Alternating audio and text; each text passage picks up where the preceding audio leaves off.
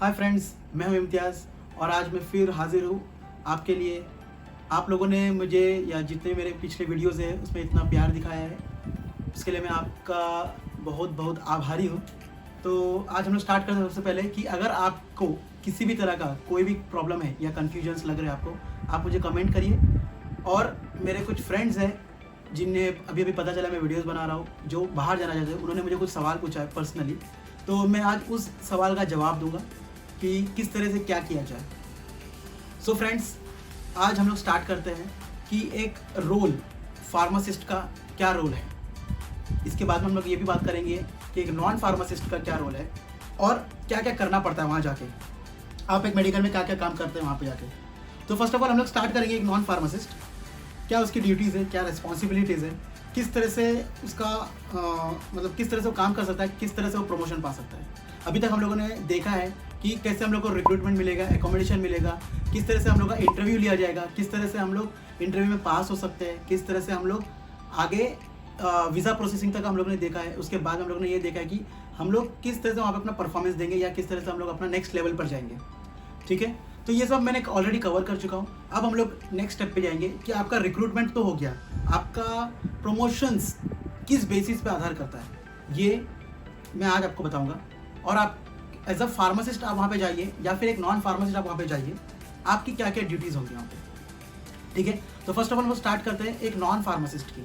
Non pharmacist का मतलब ये है कि वो यहाँ पे इन इंडिया फार्मासिस्ट हो सकता है, बट आप मे बी आपका 2 साल का गैप नहीं हुआ है, आप डायरेक्टली एग्ज़ाम दे के चले गए हो, या फिर आपने मतलब आप 2 साल का आपका गैप तो हुआ है पर आपने एग्ज़ाम नहीं दिया है, या फिर आप इस फील्ड से हो ही नहीं, मतलब फार्मा बैकग्राउंड से हो ही नहीं। ठीक है, तो ये सब जो है दुबई के लिए ये सब एक नॉन फार्मासिस्ट ही बोले जाएंगे। ओके, मैं आपको आपका पोजीशन बता देता हूँ। आपका पोजीशन, आप अगर नॉन फार्मा बैकग्राउंड से है तो आपको सेल्स एसोसिएट का टैग दिया जाएगा, और अगर आप फार्मा बैकग्राउंड से है या आपने डिप्लोमा किया हो या फार्मा एम फार्म किया हो या बी फार्म किया हो तो आपको फार्मा एग्जीक्यूटिव इसका टैग दिया जाएगा। ठीक है, तो जब आप लोग जाते हैं वहाँ पे एज अ नॉन फार्मासिस्ट, तो आपके क्या क्या काम है। आपका काम एकदम सीधा है, आप वहाँ पर जाइए। ठीक है, फर्स्ट डे से आप क्या करना शुरू कीजिए, आप जाइए मेडिसिन के बारे में पढ़ना स्टार्ट कीजिए, जो भी प्रोडक्ट्स रखे हैं वहाँ पे उसके बारे में पढ़ना शुरू कीजिए।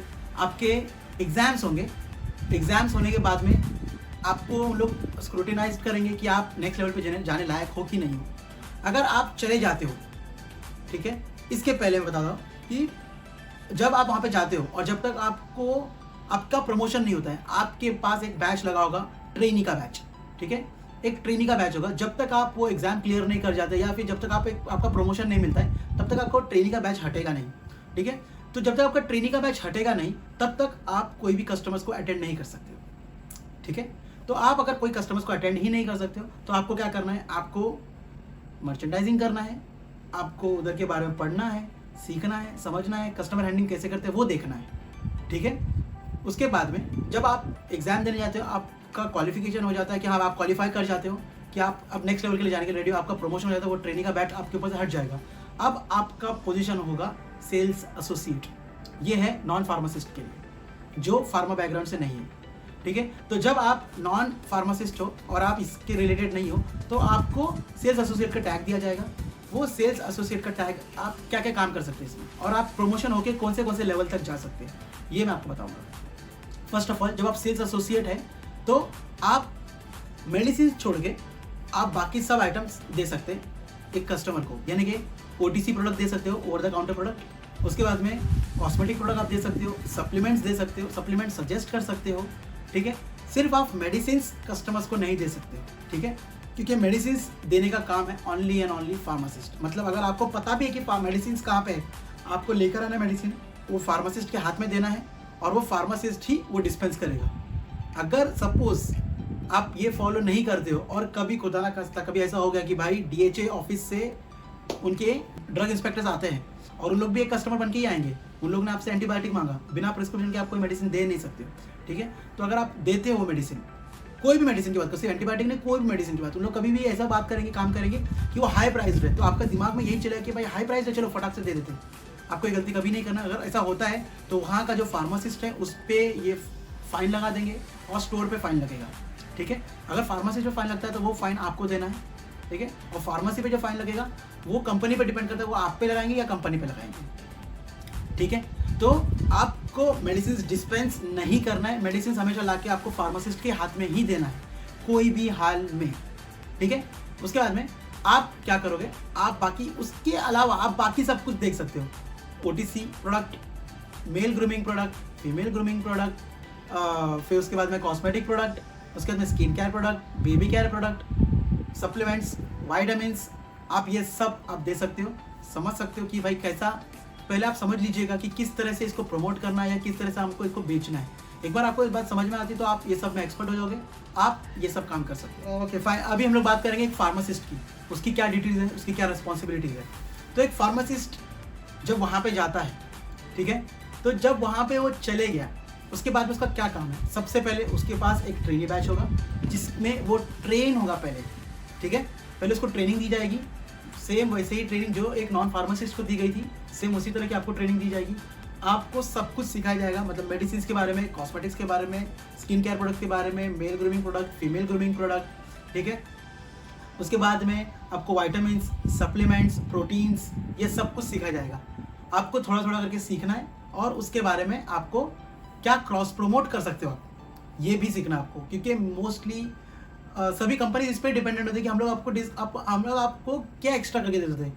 यानी कि अगर आपके पास कोई खांसी के लिए आया है, ठीक है, कोई कफ सिरप मांगने हैं और आपने उसको कफ सिरप तो दे दिए, बट आप अलग से क्या उसको सजेस्ट कर सकते हो, ये बहुत ज़्यादा ज़रूरी है, ठीक है। उसी को बोलते हैं हम लोग अपसेल। तो अपसेल आप कैसे करोगे, ये सीखना बहुत ज़रूरी है। तो ये आपके मैनेजर्स आपको सिखाएंगे कि किस तरह से काम होगा, ठीक है। जब आप सीखते रहोगे, इन बिटवीन हर महीने में आपके एग्जाम्स भी होंगे। एग्जाम्स के दरमियान आपको क्वेश्चंस दिया जाएगा और क्वेश्चंस के आंसर किस तरह से देने, आपको समझ में आ जाएगा। आपके मैनेजर्स पहले से आपको बताएंगे कि क्वेश्चंस अगर ऐसे आएंगे तो उनके आंसर किस तरह से दिया जाएगा, ठीक है। आप वहाँ पे जाइए, अटैम्प्ट कीजिए। देखिए, अगर आपने सही तरह से तैयारी की है तो आप 100% आपको अच्छे मार्क्स दोगे, ठीक है। एक अटैम्प्ट होगा, सेकंड अटैम्प्ट होगा, थर्ड अटैम्प्ट होगा, उन लोग आपको 6 मंथ तक अटैम्प्ट करने का चांसेस है, 6 मंथ तक मैक्सिमम लोग देते हैं। अगर आपका परफॉर्मेंस बढ़ ही नहीं रहा या सुधर ही नहीं रहा है तो आपको 6 मंथ के बाद आपको टाटा बाय बाय कर देंगे। अगर आप सही से कर गए तो आप 3 महीने में भी प्रमोशन ले सकते हैं। तो जब आपका प्रमोशन होता है, सबसे पहले आपकी सैलरी बढ़ती है, ठीक है। उसके बाद में आपका ये ट्रेनिंग का बैच हट जाएगा कि अब आप ट्रेनिंग नहीं रहे, अब आप मेडिसिन कस्टमर्स को दे सकते हो, आप कस्टमर्स को फुल्ली फ्लेज्ड अटेंड कर सकते हो, ठीक है। सबसे इंपॉर्टेंट काम एक फार्मासिस्ट का पूरे मेडिकल स्टोर पे क्या है, वो ये है कि आपको ही मेडिसिन देना है कोई भी कस्टमर को। आप कोई भी एंगल में, कोई भी कहीं भी आप खड़े रहे, आपको ही मेडिसिन देना है, ठीक है, पहली बात। दूसरी बात, मेडिकल स्टोर में एक कंट्रोल्ड मेडिसिन का एक तिजोरी बोलते हैं ना, जैसे यहाँ पे एक तिजोरी होती है, वहाँ पे कबर्ड होता है एक छोटा सा, ठीक है। तो कंट्रोल्ड मेडिसिन किसको बोलते हैं, जैसे यहाँ पे इन इंडिया हम लोग शेड्यूल H1 ड्रग बोलते हैं, ठीक है, NRX ड्रग्स जैसे, सेम वैसे ही वहाँ पर भी है, ठीक है। तो मोस्टली जो शेड्यूल H1 ड्रग्स जो है, जो ज़्यादा पोटेंट है, ठीक है, और जो NRX मेडिसिन है, ये दोनों आएंगे कंट्रोल्ड मेडिसिन में। मतलब ये आपको एक प्रिस्क्रिप्शन पे ही देना पड़ेगा, ठीक है। वो प्रिस्क्रिप्शन आपको अपलोड करना पड़ेगा या वो जो प्रिस्क्रिप्शन लेकर आएगा वो प्रिस्क्रिप्शन आपको अपने पास रखना पड़ेगा। आपको ये भी देखना कि वो प्रिस्क्रिप्शन जेन्युइन है कि नहीं, क्योंकि बहुत से फेक प्रिस्क्रिप्शंस घूमते हैं, ठीक है। आपको डेट देखना होगा प्रिस्क्रिप्शन का कि कब दिया है। उसके बाद आपको ये देखना पड़ेगा कि कौन से डॉक्टर ने लिखा है, क्योंकि पर्टिकुलर डॉक्टर पर्टिकुलर डेज के लिए लिख सकता है। फॉर एग्जाम्पल, एक MBBS डॉक्टर सिर्फ 3 दिन के लिए मेडिसिन लिख के दे सकता है, ठीक है। एक न्यूरोलॉजिस्ट आपको मैक्सिमम 3 हफ्ते के लिए लिख के दे सकता है। समझ में बात आपको? तो ये डिफरेंसेस है। तो आपको ये भी देखना जरूरी है कि कौन से डॉक्टर ने कितने दिन के लिए लिख के दिया, उस पर ही डिपेंड करता है कि आपको डिस्पेंस करना है कि नहीं करना है, क्योंकि स्ट्रिक्टली ये फॉलो किया जाता है वहाँ पर इन UAE कि आप अपने मेडिसिन किसको दे रहे हो। क्योंकि जब भी सपोज एक टैबलेट का भी अगर सपोज फ़र्क है, ठीक है, और ड्रग इंस्पेक्टर्स आए और उन्होंने देखा कि एक टैबलेट का ही फ़र्क है, आपके ऊपर इस तरह का इंक्वायरी होगा जैसे कि कोई क्रिमिनल इंक्वायरी हो रही है, ठीक है। तो आप एकदम देख के, समझ के, इसको पढ़ के, और 2 लोगों से, अगर आपको नहीं समझ में आ रहा, आप एकदम फ्रेशर हो तो आपको नहीं समझ में, आप 2 लोगों से और पूछ ले, ठीक है, कि ये प्रिस्क्रिप्शन जेन्युइन है कि नहीं है, ठीक है। तो ये सबसे ज़्यादा इंपॉर्टेंट है एक फार्मासिस्ट के लिए। कि उसको किस तरह से डिस्पेंस करना है। ओके, और उसके बाद में एक मेडिकल में जो होता है वो सब आपको करना है। जैसे कि मेडिसिन आई तो आपको चेक करना है, उसको इन्वेंट्री को आपको सिस्टम में डालना है, इंश्योरेंस करना है, आपको इंश्योरेंस भी वहाँ पे सिखाया जाएगा कि किस तरह से इंश्योरेंस किया जाता है, तो आपको इंश्योरेंस भी करना है। आपको हर इक्विपमेंट्स के बारे में सीखना है। इक्विपमेंट्स से मतलब है nebuliser machine, BP machine, infrared thermometers. चलो माशाल्लाह अभी तो सबको ये सब पता भी चल गया है बहुत लोगों को, वरना हम लोगों को तो पहले पता भी नहीं था कि इंफ्रारेड थर्मामीटर्स किसको बोलते हैं। ये तो चलिए कोरोना की वजह से हम लोग सबको पता चल गया है, वरना जब मैं गया था तो मेरे लिए एकदम नई चीज़ थी कि IR थर्मामीटर्स। ठीक है, तो IR थर्मामीटर्स को कैसे यूज़ करते हैं, नेबुलाइजर को कैसे यूज़ करते हैं, और तरह तरह की चीज़ें वहाँ पे आपको देखने मिलेगी। ठीक है, तो आपको ये सब चीज़ों के यूजेस पता होना ज़रूरी है। आपको समझाना ज़रूरी होना चाहिए कि दो अगर प्रोडक्ट है सेम कंपनी का तो दोनों में फ़र्क क्या है, ये आपको पता होना चाहिए। ये जो मैं आपको बता रहा हूँ ये मोस्टली ये दोनों के लिए, except for the medicine dispensing, ये काम सिर्फ और सिर्फ फार्मासिस्ट का। इसके अलावा बाकी वो सब काम आपको करना पड़ेगा जो एक नॉन फार्मासिस्ट करता है। ठीक है, तो ये एक टॉपिक था जो मुझे मेरे फ्रेंड्स पूछ रहे थे कि भाई वहाँ पे एक फार्मासिस्ट को क्या करना है क्या नहीं करना है, और एक नॉन फार्मासिस्ट क्या क्या कर सकता है क्या क्या नहीं कर सकता है। इसके लिए आज का मुझे ये वीडियो बनाना पड़ा। अगर आपको किसी भी तरह का कोई भी डाउट है या किसी भी तरह कोई प्रॉब्लम है तो आप मुझे कमेंट कर सकते हैं, मैं आपको उसका रिप्लाई ज़रूर करूँगा। Okay, that's it for now, so good bye.